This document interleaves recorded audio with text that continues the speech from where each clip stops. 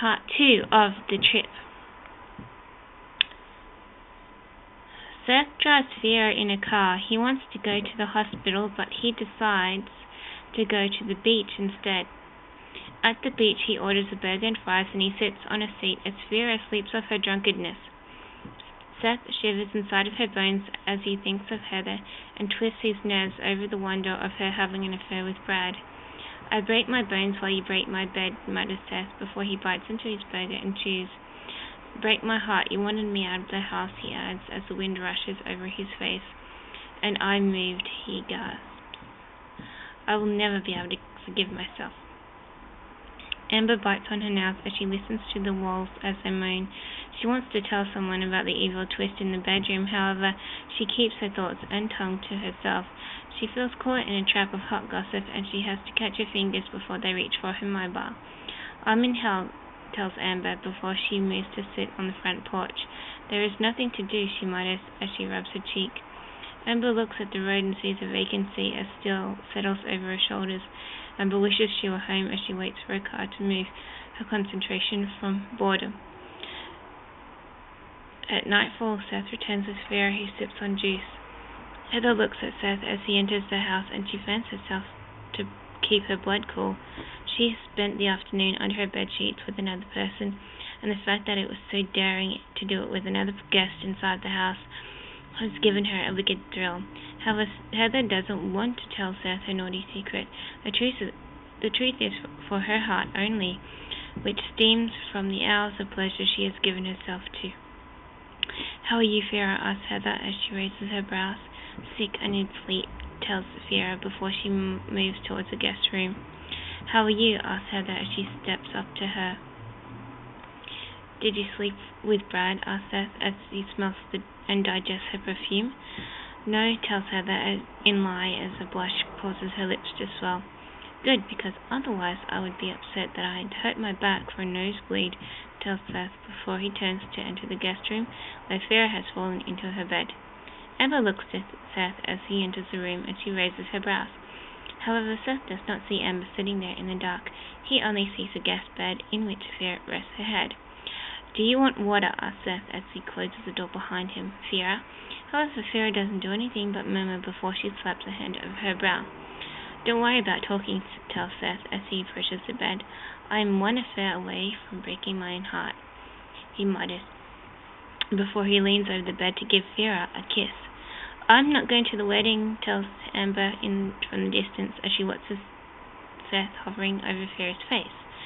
"Your marriage bed is dirty," she adds. Seth looks over his shoulder and straightens his spine. "Thank you, Amber, I will keep that in mind," tells Seth before he crooks his head in a manner to tell Amber that he is angry to the blood vessel. Amber rolls her eyes, however, as Seth begins to take off his shirt. She feels shivers through her blood, and she quickly leaves the room to allow Seth to make his own mistakes by himself.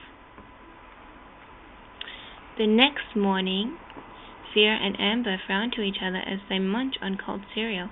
Vera talks about her hangover for one moment before another head spin makes her mouth close again. Amber doesn't. Amber wants to ask Vera questions. However, the argument in the kitchen between Heather and Seth is explosive, and Amber in the end blocks her ears. By lunchtime, Amber is ready to leave, and she urges Vera to pack her bags. However, Vera hardly moves, and Amber ends up packing her bags for her. "Ready to leave," tells Amber as she zips Vera's makeup in a suitcase.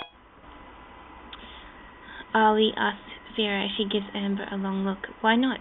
The flight is at 6, tells Amber. "I want to stay, tells Vera as she shrugs. "Why?" asks Amber as she crosses her brow. "Seth told me I could if I wanted some more," tells Vera as she smiles. "I like him." Amber shrugs and pushes a quiver away. "Sure, Vera, whatever you want," tells Amber before she moves to pick up her bags. "I'm going." "Don't go," mutters Vera as she rolls her eyes. "Stay with me and we'll catch a flight tomorrow." "I don't want to pay a cancellation fee," tells Amber as she picks up her bags.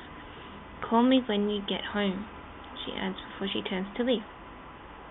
Seth looks to Amber as he leans on the door and raises a drink to his lips.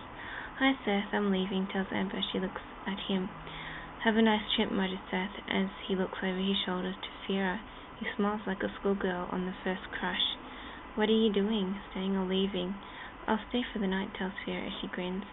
Oh, good, tells Seth before he enters the room. He could use the company he draws before he closes the door behind him. Amber sighs a relief as she leans upon the closed door. She can't wait to get home. Amber moves to walk down the hallway, where Heather stops her. Leaving, asks Heather as she glares at Amber with wide eyes. Why not be like Vera and make a night of my husband, she asks.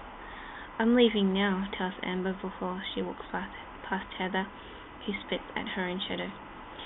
Amber walks outside to the bus stop, and there she waits as her mind wanders over what she has left behind. She knows that she has abandoned her friend, but she will not waste any more money on a trip she never really intended to take. Vera will just have to go home alone, tells Amber as she nods.